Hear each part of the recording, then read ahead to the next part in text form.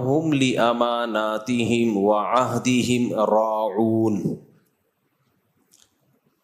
کہا کہ جو اہل جنت ہیں وہ لوگ جن کے اندر جنتی لوگوں کی صفات ہیں. اللہ نے ہمیں کیوں پیدا کیا؟ لِيَبْلُوَكُمْ أَيُّكُمْ أَحْسَنُ عَمَلًا. اللہ دیکھنا چاہتا ہے تم میں اچھا عمل کون کرتا ہے. پیدا اس لیے کیا ہے. اب دیکھو انڈیا میں جہاز تباہ ہو گیا نا, تو لوگ بہت افسوس کر رہے ہیں, کرنا بھی چاہیے, افسوسناک واقعہ ہے. خاندان کی, فیملی کی تصویریں آ رہی ہیں, لوگ کہہ رہے ہیں ہائے بیچارے چلے گئے. افسوس کی بات ہے, ہم سب کو افسوس ہے, لیکن دنیا نام اسی چیز کا ہے, اس کو روکنا ممکن نہیں ہے. لہذا افسوس بھی کرو, وہ تو نیچرل ہے, لیکن جو زیادہ سوچنے کی بات ہے وہ افسوس سے زیادہ یہ سوچنا کہ کل ہمارے ساتھ بھی ہو سکتا ہے. یہ سب کچھ کل ہمارے ساتھ بھی ہو سکتا ہے.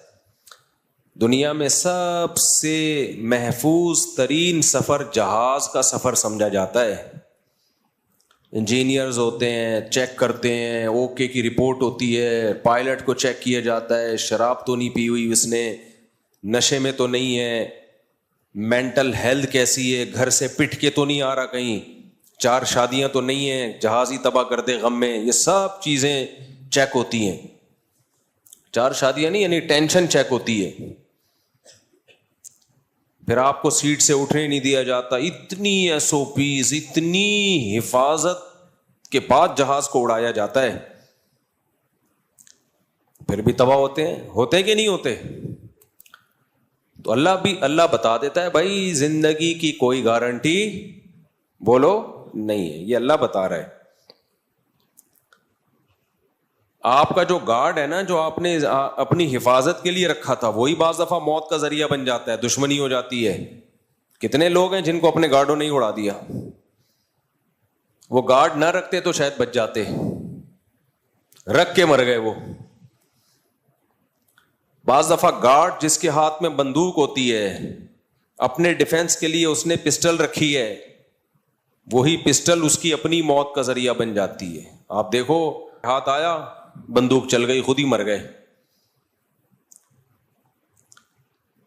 اتنے اسباب ہیں نا موت کے, اور یہ باہر ملکوں میں بھی ہیں. اچھا یورپ امریکہ میں تو نہیں, یورپ میں لوگوں کی صحت بہت اچھی ہوتی ہے, بڑی عمریں ہو گئی ان کی, 80 90 سال. امریکہ تو ہم جیسا ہی ہے. امریکن جب ہم امریکہ گئے نا تو ہم نے دیکھا ان میں اور ہم میں کوئی فرق نہیں ہے. وہ بھی کھاپے, ان کے بھی برگر, پراٹھے تو خیر نہیں کھاتے, لیکن برگر, پیسٹریاں. اور اب پاکستانیوں نے ان کو بریانی اور نہاریوں پہ بھی لگا دیا ہے. کولڈ ڈرنک سب گورے, اتنے گول گول, بالکل یہی والا لک آ رہا ہے جو ہماری قوم کا ہے. تو ہمارے جیسے امریکن. لیکن یورپ میں آپ کو لگیں گے لوگ کیا ہیں, فٹ. جرمنی میں, فرانس میں لگتا ہے ان کی عمریں بھی 80 90. لیکن قدرت ان کے ساتھ کیا کرتی ہے, ہول سیل کے حساب سے بندہ مارتی ہے پھر جو, ٹھیک ہے نا. یعنی جیسے کووڈ جب آیا نا, کووڈ تو ہول سیل کے حساب سے جھاڑو پھری ہے, اور اتنے لوگوں کی دھڑ موتیں ہوئی ہیں, سارے ہی نکل لیے. جتنے بھی تھے نا, بڑی مینٹین رکھا ہوا تھا اپنی باڈی کو, فٹ فاٹ, سب نکل لیے. تھوڑے سے بچ گئے. جو فاصلے انہوں نے ایسے رکھے ہوئے تھے, یہاں سے 6 میٹر کے فاصلے پر, قریب نہیں آنا. چھینکنے پر گورنمنٹ نے پابندی لگا دی تھی, چھینکنا ہے واش روم میں جا کے چھینکو. اتنی حفاظتوں کے باوجود موت کا جو ریشو ہے, ڈیتھ ریشو, ہم سے زیادہ ان میں تھا. تو اللہ نے کہا ٹھیک ہے تمہاری عمریں بہت لمبی ہو گئی, لیکن ایک ہی دفعہ میں چلو جھاڑو پھیر دی. تو بچ نہیں سکتے میرے بھائی, یہ حادثے ہوں گے, زلزلے آئیں گے. زلزلے سے کیسے بچ لو گے؟ سائنس کتنی ہی ترقی کر لے, زلزلے سے آپ بچ نہیں سکتے.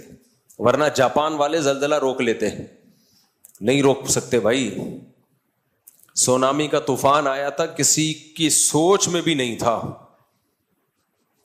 ایسے پانی, وہ سمندر پھٹا ہے اور دوبارہ جڑ گیا. زلزلہ آیا نا, اور جو پانی کی لہر آئی ہے, ہزاروں لوگوں کو نگل کے لے گئی. تو بھائی ہم اسباب تو اختیار کرتے ہیں موت سے بچنے کے، ضرور اختیار کریں، لیکن موت کے اسباب اللہ نے اتنے رکھے کہ آپ نہیں بچ سکتے۔ پھر اللہ نے کیا کیا، ایک نظام یہ بنایا، تم اگر سارے اسباب بھی اختیار کر لو اور نہیں مرو تو بڑھاپا رکھ دیا، اب تو تمہارا باپ بھی مرے گا۔ کیا خیال ہے بھائی؟ یعنی وَمَن نُعَمِّرُهُ نُنَكِّسْهُ فِي الْخَلْقِ، اللہ کہتے ہیں جیسے جیسے عمر بڑھاتے ہیں ہم تمہیں پیچھے لے جاتے ہیں، کمزوری کی طرف لے جاتے ہیں۔ تبھی آپ نے جتنے بھی ڈاکٹر ہوں گے نا جو اینٹی ایجنگ نسخے بتا رہے ہوتے ہیں کہ یہ ایکسرسائز کریں، یہ میڈیسن لیا کریں، یہ خوراک، تو اینٹی ایجنگ ہے، یہ آپ کے ایجنگ کے پروسیس کو کبھی بھی روکتی نہیں ہے، سلو کر دے گی۔ کوئی ایسا ڈاکٹر نہیں ہے جس نے دعویٰ کیا ہو کہ میں ایسا علاج لے کر آیا ہوں جس سے آپ بوڑھے نہ ہو۔ کوئی سنا آپ نے ایسا؟ وہ کہتے ہیں بڑھاپے کو تھوڑا سا ڈیلے کر دیں گے، اور یہ بہت زیادہ ڈیلے نہیں ہوتا، تھوڑا سا ہی ہوتا ہے۔ تھوڑا سا آپ کا بڑھاپا ڈیلے ہو جائے گا کہ آپ نے 60-70 میں بوڑھا ہونا تھا، اب 80 میں بوڑھے ہوں گے آپ، لیکن ہوں گے، اور 80 میں نہیں تو 90 میں مر جائیں گے، 90 میں نہیں 100 میں مر جائیں گے، بہت زیادہ ہوا 110 115، اس کے بعد کہاں جائے گا بھائی؟ تبھی تو یہ جو موت ہے نا، موت، جو عقل مند لوگ ہوتے ہیں وہ نہ کبھی دولت پہ فخر کرتے ہیں، نہ کبھی شہرت کی وجہ سے چوڑے میں آتے ہیں، نہ کبھی پراپرٹی اور بینک بیلنس ان چیزوں کو دیکھ کر اتراتے ہیں، کیونکہ یہ جتنی رفتار سے دولت دولت دولت، اتنی ہی اسپیڈ سے قبر قبر قبر، صحیح ہے، قبر کی رٹ۔ میں جب جامعۃ الرشید سے آتا ہوں بیچ میں چھوٹا سا قبرستان ہے، تو میں گزرتے ہوئے جب بھی میری نظر پڑتی ہے اپنے آپ کو بولتا ہوں آنا ادھر ہی ہے، چاہے 10 ملین سبسکرائبر ہو جائیں، چاہے 20 ملین، واچنگ ٹائم کتنا ہی بڑھ جائے، دنیا میں ہم ہی ہم ہو، آنا کدھر ہے؟ یہ ادھر ہی آنا ہے۔ کب تک چھپو گے پیڑوں کی آڑ میں؟ کبھی تو ملو گے لنڈا بازار میں، تو جب آنا ادھر ہی ہے۔ ہم نوح علیہ السلام سے زیادہ تو زندہ رہ نہیں سکتے بھائی، 950 سال تو خالی تبلیغ کی آپ نے، عمر کتنی تھی یہ اللہ نے نہیں بتایا، بالآخر وہ بھی دنیا سے چلے گئے۔ اور پھر بڑی بات یہ ہے کہ یہ جب موت کو آپ 100 سال تک ڈیلے کر دو تو اس میں بھی جوانی کے دن بہت تھوڑے ہیں، اس کے بعد تو کھانسنے کا ٹائم شروع ہوگا۔ زندگی کی رنگینیاں، جتنی بھی دولت ہو وہ دولت آپ کے دانت بچا سکتی ہے گرنے سے، ہے بھائی؟ دولت دانت نہیں بچا سکتی، آپ آرٹیفیشل دانت رکھو گے وہ اوریجنل کی طرح نہیں ہوتے۔ کسی دن زور سے قہقہ لگا کے ہنسے، دانت نکل کے باہر۔ ایک لطیفہ بہت پہلے سنایا کرتا تھا، ایک بوڑھا آدمی تھا، پہلے جوان تھا، سنگر تھا بہت بڑا، جب بڑھاپا آ گیا تو نکلی دانت لگا دیے، تو اب وہ جب گانا گاتا تو دانت گر جاتے ہیں، وہ بیچارہ پھر لگاتا، پھر 2-3 دفعہ جب ایسے ہوا تو کسی نے کہا انکل یہ کیسٹ بار بار چینج نہ کریں، ایک ہی کیسٹ سے گانا گاؤ۔ تو دانت گرنا شروع، کمر جھکنا شروع، گھٹنے جواب، تو پیسہ پیسہ۔ آج مسئلہ کیا ہے، موٹیویشنل اسپیکر پیسہ کمانے کی ترغیب دے رہے ہیں، مگر ایسے کہ آپ کو پاگل کر رہے ہیں، وہ ڈپریشن میں لے کے جا رہے ہیں۔ پیسہ ہی سب کچھ ہے، ہم پیسہ ہی اللہ سے مانگتے ہیں۔ بھائی سکون مانگو اللہ سے، بعض دفعہ غربت میں سکون مل جاتا۔ پیسہ کمانے کی کوشش ضرور کرو، سستی اللہ کو پسند نہیں ہے، ملے گا اتنا جتنا اللہ نے مقدر میں رکھا ہے۔ جب یہ موٹیویشنل اسپیکرز آپ کو بتا رہے ہوتے ہیں میں نے یہ کیا تو اتنا پیسہ، تم بھی کماؤ تم بھی کماؤ، یہاں تک بات ٹھیک ہے، ہم بھی مانتے کوشش کرو، لیکن یہ جو کہتے ہیں نا اس کی وجہ سے میرے پاس اتنا آ گیا لہذا تیرے پاس بھی آ جائے گا، نا نا نا نا نا، یہ فالٹ ہے۔ آپ 10 بندے اپنے جیسے لے کر آؤ جنہوں نے اتنی ہی اسٹرگل کی جتنے آپ نے کی، ان میں 2 کو ملا ہوگا 8 پکوڑے بیچ رہے ہوں گے، 8 کیا کر رہے ہوں گے؟ گنڈیریاں بیچ رہے ہوں گے، جھک مار رہے ہوں گے بیٹھ کے۔ میں ایسے تاجروں سے بھی ملا ہوں جنہوں نے انتہائی محنت کر کے کروڑپتی بنے, وہ اپنی محنت. ایک فالٹ ہوا, چاچا نے قبضہ کر لیا پورے بزنس پہ, وکیل سے مل کے پورا بزنس اپنے نام کرا لیا اور زیرو پہ آ کے کھڑے ہو گئے. کیس کر رہے ہیں, چونکہ وہ پیسے اتنے کھلا چکا ہے, کیس بھی نہیں جیت رہے, ڈاکومنٹیشن بھی ہو گئی, سب کچھ. اب یہ صاحب جا رہے ہیں خودکشی کرنے کے لیے. تو خیر میرے بیان انہوں نے سنے تو خودکشی کا ارادہ شکر ہے یعنی ختم کر دیا. لیکن مجھے ایک بات بتاؤ, اگر وہ میرا بیان نہ سنتا جو غربت کے فضائل پر تھا, غربت کے فضائل اس سینس میں کہ اگر اللہ ہی غریب بنانے پہ راضی ہے تو اس میں بھی خوش رہو, آخرت صحیح ہونی چاہیے. سب سے پہلے کیا ہے؟ آخرت. کوئی بات نہیں, آپ باس کے نوکر بن کے رہیں, کوئی مسئلہ نہیں ہے, وہ بھی قبر میں جائے گا, آپ بھی قبر میں جاؤ گے. یہ کہتے ہیں جاب نہیں کرو, ٹھیک ہے میں بھی یہی کہتا ہوں بزنس کرو, لیکن بھائی ہر ایک کر نہیں پائے گا, کیونکہ بزنس کرنے والے کو بھی ملازمین رکھنے پڑیں گے, تو کسی نہ کسی کو ملازم بننا پڑے گا, اکیلا سب کچھ تھوڑی کر لیتا ہے. تو یہ تو قرآن سے بغاوت کر رہے ہو آپ. ویڈیو جا کے دیکھو, بیٹھے ہوئے ہیں ٹائم ختم. پھر لوگ وہی تبصرہ کرتے ہیں ایکچولی اصل میں صحتیں ٹھیک نہیں ہے. بھائی انگریزوں کے ساتھ بھی ایسے ہوتا ہے, امریکہ میں بھی ہوتا ہے, جاپان میں بھی ہوتا ہے. وہاں بھی ہسپتالوں میں جا کے دیکھو ایسے ایسے پیشنٹ نظر آئیں گے, آدمی کام جاتے ہیں. مجھے یاد ہے اب ہم علماء کے ساتھ رہتے تھے تو ہمیں سمجھاتے رہتے تھے جب بھی کسی کا جنازہ دیکھو تو سوچا کرو کل ہمارا بھی جنازہ ہوگا. علماء جو ہے نا وہ آپ کو سوچنے کا زاویہ ٹھیک کرتے ہیں, لیکن دنیا داروں میں بیٹھو گے وہ آپ کا سوچنے کا زاویہ ہی ٹیڑھا کر دیں گے. تو ہمارے محلے میں ایک 70 سال کے بزرگ کا انتقال ہو گیا. ہم تو تبلیغ میں بیٹھا کرتے تھے, ہم جب ان کے جنازے میں جا رہے نا ہمیں بڑی عبرت ہو رہی, یار کل استاد ہمارا بھی ہوگا اسی طریقے سے, دیکھ لے. یہی شریعت نے سمجھایا نا بھائی, بزرگان دین علماء یہی کہتے ہیں جس کا جنازہ ہے تو سوچو کل تمہارا ہوگا. ڈاکٹروں نے مائنڈ ہی چینج کر دیا. اب کیا ہے, ہم تو یہ سوچ رہے ہیں کل ہمارا بھی, ہم بچپن میں سب شرارتی ہوتے ہیں, ہم بھی تھے, تو ہمیں خیال آ رہا ہے اب شرارتیں چھوڑ دو بھائی, اب انسان کے بچے بن جاؤ. ایسے ہم سوچتے ہوئے جا رہے ہیں, دیکھ لے کل تیرا بھی, تو بھی لیٹا ہوا ہوگا. صحیح ہے, گھنٹیاں بجا کے بھاگنا ختم کر دو. کسی مسلمان کو تکلیف دینا گناہ ہے. بادام توڑنے کے لیے چپل کا استعمال کرو, پتھر کا استعمال مت کرو. بادام کا درخت تھا ہمارے پڑوس میں, پتھر مارتے تھے, وہ کسی کے کھوپڑی پہ لگ جاتا تو بھی یہ سوچ رہے چپل مارو, وہ لگ بھی گئی برداشت کر لو گے, پتھر. مجھے یاد ایک دن, اللہ معاف فرمائے, میں نے پتھر مارا, وہ ہمارے گھر کے صحن سے اڑتا ہوا دوسری گلی میں جا کے گرا. میرے والد صاحب نے دیکھ لیے وہ پتھر اڑتا ہوا جا رہا ہے.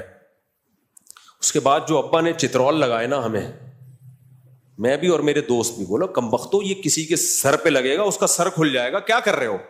اس کے بعد ہمیں لگا کہ یہ پتھر زیادہ ہو گیا, یہ تھوڑا جوتا صحیح ہے, آئندہ کیا کریں گے ہم, چپلیں ماریں. چپل میں یہ ہوتا ہے کہ وہ لگے تو اتنا مسئلہ نہیں, لیکن چپل بھی تو گئی نا. اب ہماری کچھ ابا کی چپلوں کی دکان تھوڑی تھی, لیکن خدا کی قسم جو درخت سے چپل مار کے پھل توڑنے کا مزہ ہے وہ ریڑھی سے خریدنے میں نہیں ہے.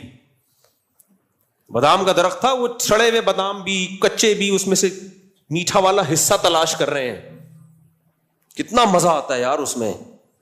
تو وہ جو درخت سے پھل توڑ کے کھانے کا مزہ ہے نا, وہ ریڑھی سے خرید کے کھانے کا نہیں. اور اس اسٹائل میں توڑ کے کھانے کا, وہ ادھر لگا ہوا ہے, ایک نظر آ رہا ہے, پھر یہاں سے آپ مارو, وہ گرے اور بھاگو, دوسرا اٹھا کے بھاگ گیا. آج کل بچوں کو پب جی کے علاوہ, پب جی کھیلو تمہاری قسمت میں ہی ہے. لائف تو ہم لوگوں نے بچپن میں انجوائے کیا بھائی.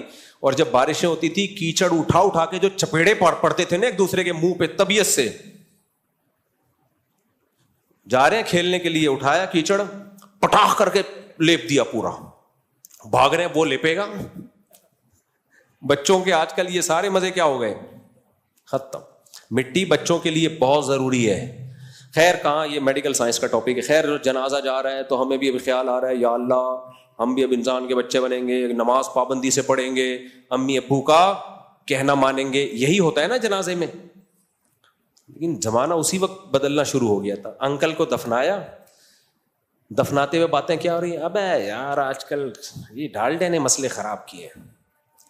یار عثمان بھائی یہ ہمیشہ بچتا ہے, اس کو وہ کر دیں کوئی, ٹھیک ہے نا, یہ اس کو سیٹ کر دیں.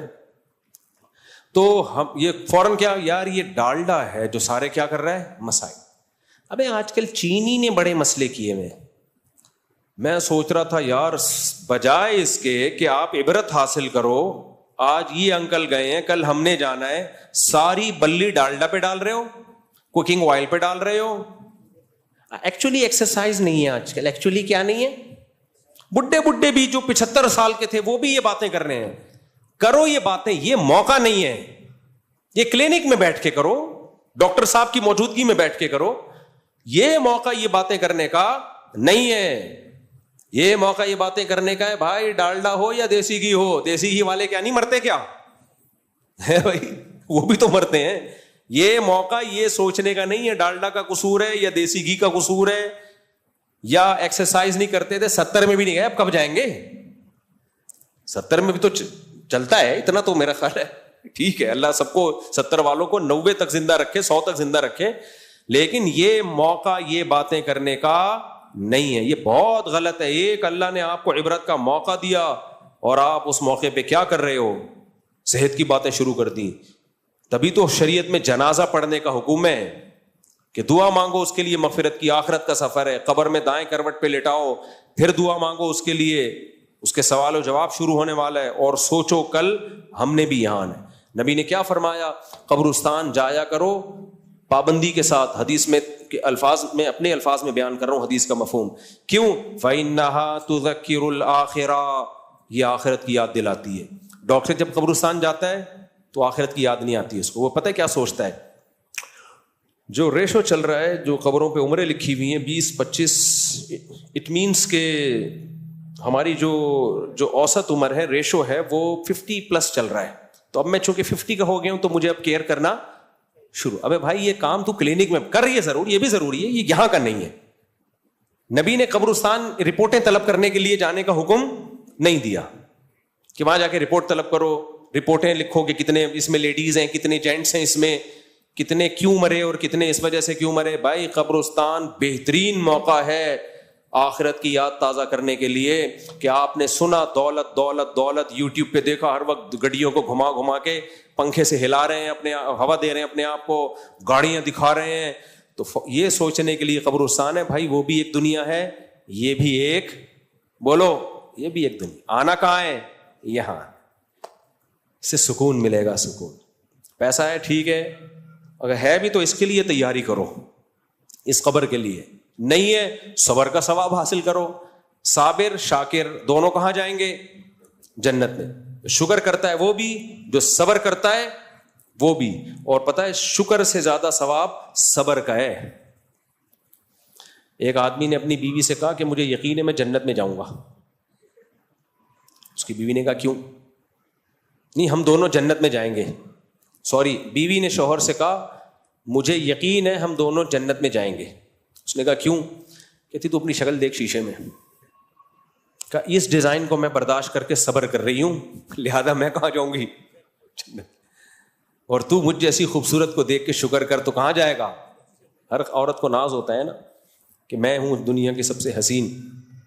تو اس لیے قبرستان جا کے کیا سوچنا ہے, یہ نہیں کہ ایکچولی یہ کولیسٹرول, یہ کلینک کی باتیں ہیں. یہاں جا کے بھائی ایک سب نے کہاں آنا ہے, اور سارے کولیسٹرول کی وجہ سے ہارٹ اٹیک سے نہیں گئے ہوئے ہوتے, بہت سے تمام تر احتیاطیں کر کے زندگی گزار رہے ہوتے ہیں.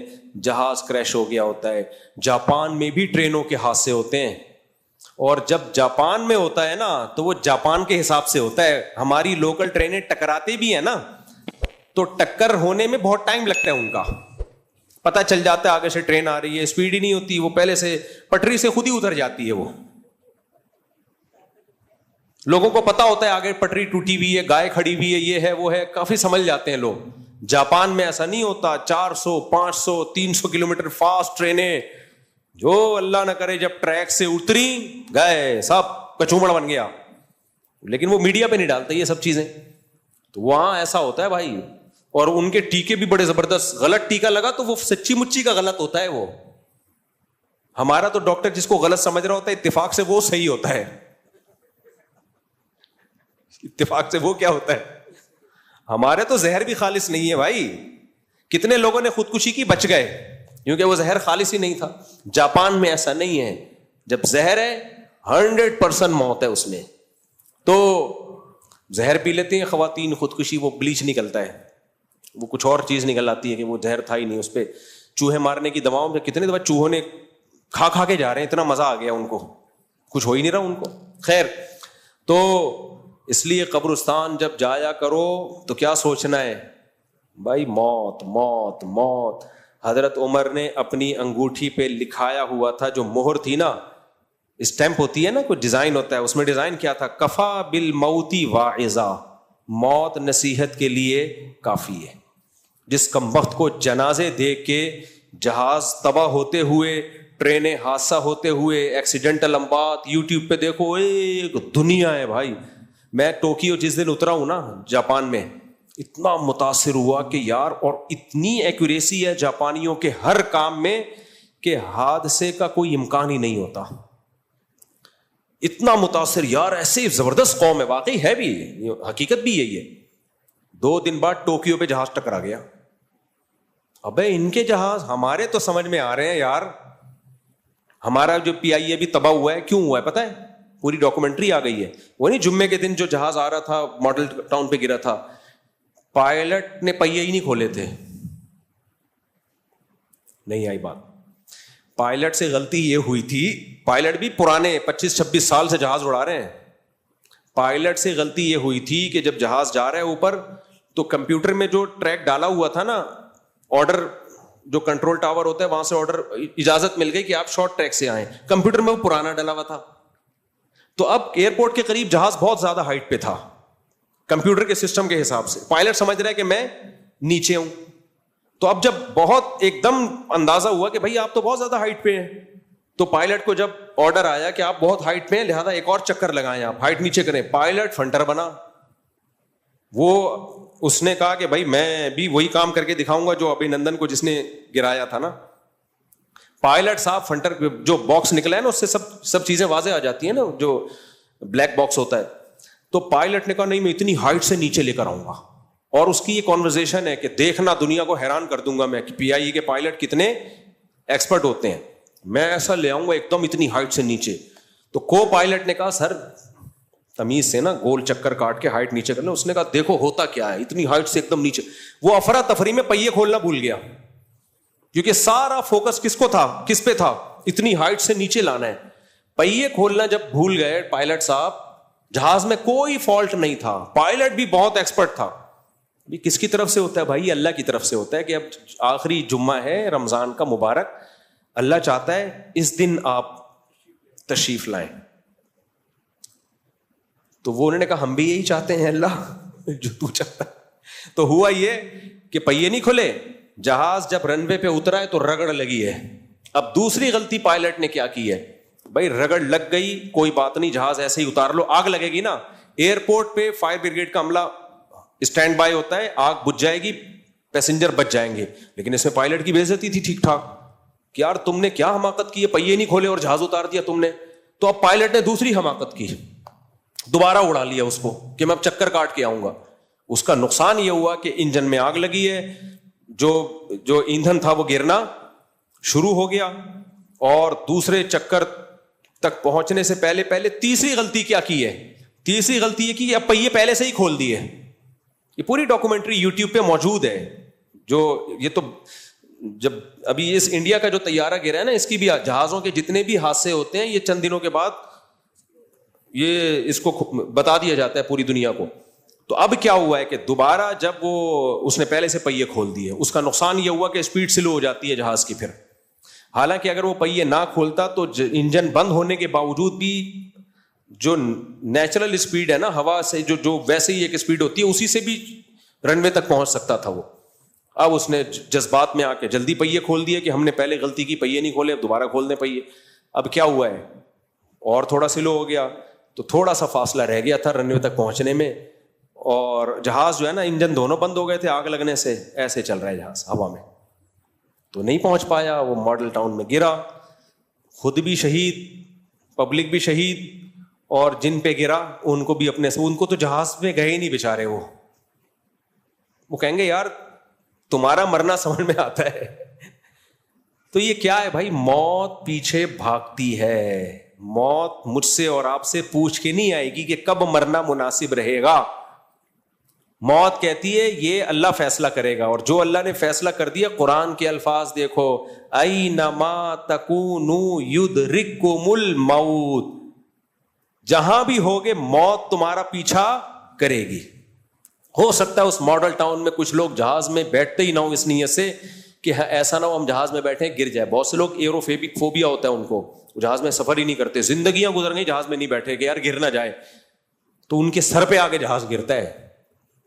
جہاز کیا ہوتا ہے؟ کھوپڑی پہ آ کے ہٹ کرتا ہے, تم نہیں بیٹھو گے, جب مارنا ہوگا نا تمہارے اوپر گرائیں گے جہاز. تو ہمارے یہاں ہیروئنچوں کو بھی جہاز کہا جاتا ہے. انہیں کوئی غم نہیں ہوتا دنیا میں, کہیں بھی بٹھا دو. آج ایک ہیروئنچی کی ویڈیو آئی, یار ہمیں پڑیا دے دو, جنگ کے لیے جدھر بھی بھیجو گے ہم جانے کے لیے تیار ہے. بڑی زبردست, ایسے کانفیڈنس کے ساتھ کہہ رہا ہے وہ. تو اس لیے میرے بھائی دولت سے محبت مت کرو, غریب کو ہلکا مت سمجھو. بہت سے غریب قیامت کے دن جنت میں ہوں گے, بہت سے مالدار الٹے لٹکے ہوئے ہوں گے, بہت سے مالدار. تو اس لیے فوکس سب سے پہلے آخرت کو کرنا ہے, موت سامنے رکھ کے زندگی گزارنی ہے, پھر محنت کرو پیسہ آ جائے. اور نبی کی تو ترغیبات ہیں کہ جس کے پاس پیسہ ہے خیر کے کاموں میں استعمال کرتا ہے وہ غریب سے آگے نکل جائے گا. وہ غریب سے, کیونکہ پیسے سے بہت صدقہ جاریہ ہوتا ہے, وہ غربت میں نہیں ہو سکتا. اب یہاں بھی غریب لوگ احساس کمتری میں جاتے ہیں, اس کا بھی جواب شریعت نے دے دیا. وہ یہ دیا کہ دولت آنے کے بعد نیت تو پہلے یہ ہوتی ہے جب دولت آئے گی تو خیر کے کاموں میں خرچ کر کے غریب سے آگے نکل جاؤں گا. نبی نے فرمایا, پریکٹیکلی حدیث کا مفہوم اپنے الفاظ میں بیان کر رہا ہوں, پریکٹیکلی ایسا ہوتا نہیں ہے. اسی وجہ سے جنت میں غریب زیادہ ہوں گے, کیونکہ جن مالداروں نے سوچا تھا نا پیسہ آئے گا تو ہم یہ کریں گے وہ کریں گے, اور ایسے جب آیا تو عیاشی کی ہے انہوں نے. 4 دن تک تو دین پہ رہے, اس کے بعد شراب کباب میں لگ گئے. چونکہ جب پیسہ آتا ہے تو عورتیں بھی آتی ہیں, شراب بھی آتی ہے, بڑے بڑے ہوٹل آپ بک کرا کے رہ سکتے ہو. غریب آدمی کیا کرے گا بیچارہ, تو وہ دین پہ آ جاتا ہے. امیر آدمی کی آزمائش زیادہ ہے, آزمائش اس کی زیادہ ہے, تو کوئی پتہ نہیں ہے کہ پیسہ آنے کے بعد دین پہ رہیں بھی کہ نہیں رہیں. تو اس لیے پیسے والے کی آزمائش غریب سے زیادہ ہے. جب آزمائش زیادہ ہے تو پھر اس آزمائش میں بھی وہ دین پہ چلے گا تو اجر تو پھر زیادہ ہوگا نا بھائی اس کا. کیونکہ پیسے والے کے لیے دین پہ چلنا مشکل, غریب کے لیے آسان ہے. کیوں مشکل ہے بتا دیا, کہ عیش کا سامان اس کے پاس زیادہ ہوتا ہے, اس کے بگڑنے کا تکبر کا خطرہ زیادہ ہوتا ہے. تو اللہ تعالیٰ سے دعا, یہ آیت ہماری پھر رہ گئی, والذین هم لاماناتہم وعہدہم راعون. کوئی بات نہیں یار, آپ نے کوئی کون سا ایم اے اسلامیات کا پیپر دینا ہے تو اگلے ہفتے. اچھا حج کے موقع پہ ایک میں وضاحت کر دوں, ابھی میں حج کیا ہے نا, حج کے بعد میرا یہ جمعے کے بعد دوسرا بیان ہے. میں نے وہاں احرام میں بیان کیا تو بہت سے لوگ کہہ رہے ہیں مفتی صاحب نہا تو لیتے, بال تو بنا لیتے, کتنے گندے لگ رہے ہو. میرا بیان ہے نا عرفات میں, وہاں میں نے بیان کیا. تو دیکھو حاجی اللہ کو گندا میلا ہی پسند ہے. احرام کے بعد صابن سے نہانا بولو منع ہے, احرام میں آنے کے بعد بالوں میں کنگھی کرنا منع ہے, احرام میں آنے کے بعد. اچھا ایک نے کہا ننگے سر بیان کرتے ہوئے شرم نہیں آ رہی, کو جس طرح کے الفاظ کیے. مولانا ہوتے ہو, مولانا لوگ تو سر ڈھانپ کے رکھتے ہیں. تو مجھے اندازہ وہ بہت سارے لوگوں کو بیچاروں کو معلومات ہی نہیں ہے. احرام میں آپ سر نہیں ڈھانک سکتے, آپ کو دیوانوں کی طرح ہی رہنا پڑتا ہے. احرام میں آنے کے بعد آپ صابن سے نہیں نہا سکتے. نارمل پانی سے بھی نہائیں تو زیادہ میل کچیل دور نہیں کرنا چاہیے. اس میں پانی سے نہانے کا مقصد صرف گرمی دور کرنا ہو, بس, اس کے علاوہ نہیں. اور حج کی بھی 3 قسمیں, ایک ہوتا ہے ڈائریکٹ حج کیا, ایک ہوتا ہے حج تمتع, عمرہ کیا, احرام سے باہر آ گئے, پھر اپنے ڈریس میں گھومے, پھر آپ نے دوبارہ حج کا احرام باندھا. سب سے مشکل اور اجر والا حج ہے حج قران. اس میں یہ ہوتا ہے کہ آپ جب گئے نا یہاں سے سعودی عرب, آپ نے احرام باندھا اور نیت حج عمرے دونوں کی.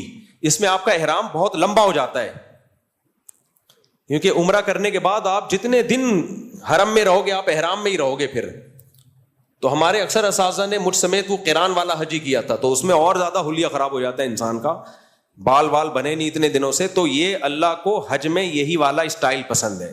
حج میں پرسنالٹی کیا کرنی ہے بولو, سائڈ پہ رکھ کے آنی, اور گرمی میں پسینے وسینے تو اللہ ہم تو بہت کمزور ہیں. ہمارے جو اپنے بڑوں کو ہم نے دیکھا ان کا تو بہت لمبا احرام چلاتے ہیں وہ, کیونکہ اللہ کو احرام کی حالت پسند ہے. دیکھو اسلام کو صفائی ستھرائی پسند ہے, میل کچیل پسند نہیں ہے. لیکن حج میں یہ معاملہ کیا ہو جاتا ہے, الٹا. حج تو دیوانگی کا نام ہے نا. خوشبو لگانا اسلام کو پسند ہے, یہ اوائڈ کرنا. خوشبو پسند, تبھی تو ہم نے خوشبو لگائی. ابھی احرام میں خوشبو پر پابندی. لنگوٹ باندھنا اسلام کو پسند ہے یا سلے ہوئے کپڑے؟ سلے ہوئے. ہمارے نبی نے ہمیشہ سلے ہوئے پراپر ڈریس پہنا ہے. احرام میں آپ سلا ہوا کپڑا نہیں. چپل, آپ وہ چپل جس سے آپ کی ہڈی ڈھک جائے, جوتا نہیں پہن سکتے آپ. کینچی چپل پہننی پڑتی ہے. کتنی ٹینشن ہے اس کینچی چپل میں, چلنا کتنا مشکل. اور وہ 3 گھنٹے اس چپل میں ہم چلے ہیں. پیدل تو چلنا پڑتا ہے انسان کو. وہاں حج میں ہو نہیں سکتا کہ آپ پیدل نہ چلیں, کراؤڈ اتنا ہوتا ہے کہ وہ چلنا پڑتا ہے. تو حاجی کا مطلب ہی یہی ہے. پھر احرام ہمارا بہت میلا بھی ہو گیا تھا.